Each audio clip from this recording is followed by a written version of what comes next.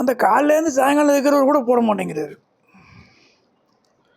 ஒரே இடத்துல உட்காந்து வேலை செய்கிறவங்க 2 பேரும் அந்த நண்பர் இவருக்கு போடல. ஆனால் முனுசாமி நின்னே ஆகணும்னு முடிவு பண்ணிட்டார். தனக்கு ஒரு கௌரவ பிரச்சனையாக நினச்சிக்கிட்டார். நான் எப்படியாவது நிற்பேன் அப்படின்னு நினச்சிட்டார். எண்ணியாங்கு எய்துவர் எண்ணியர் திண்ணியராக பெறின் அப்படின்னு வள்ளுவர் சொல்லுவார். ஒரு காரியத்தில் ஒரு மனிதன் உறுதி உடையவனாக இருந்தால் அவன் நினைச்சது நிறைவேறும். நினைத்தது நிறைவேறும் நீ இருந்தால் என்னோடு அப்படின்னு ஒரு இனிமையான பாடல் உண்டு. இங்கே கூட ஆள் யாரும் கையெழுத்து போடல. இருந்தாலும் இவருக்கு கொள்கை இருந்தது, நிற்கணுங்கிற அந்த திடமான எண்ணம் இருந்தது. எங்கேயுமே ஒரு எதிரணி இருக்கும். எந்த இடத்துக்கு போனாலுமே ஒரு குரூப்புக்கு ஆப்போனண்ட் குரூப் ஒன்று இருக்கும்.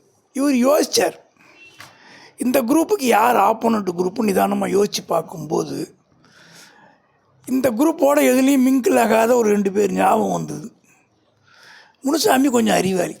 நேராக போய் அங்கே ஒருத்தர் இருந்தார், அவர்கிட்ட போய், நண்பா, ஒன்று நீங்கள் நில்லுங்க, நான் கையெழுத்து போடுறேன், இல்லை நான் நிற்கிறேன், நீங்கள் கையெழுத்து போடுங்கன்னார். போட்டார் ஒருத்தர். அதே மாதிரி இன்னொருத்தரை சொல்லி வாங்கிட்டார். 2 கையெழுத்து வாங்கிட்டாருன்ன உடனே அந்த தொழிற்சங்க நிர்வாகிகள் அந்த 2வதாக ஒரு கையெழுத்து வாங்கினவர்கிட்ட போய் நேராக போய் பார்த்து பேசி, அந்த 10வது இடத்துக்கு நீங்கள் நில்லுங்க, உங்களுக்கு ஆதரவு தரோம், ஆனால் முனுசாமி நிற்கக்கூடாது அப்படின்னு சொல்லிட்டாங்க.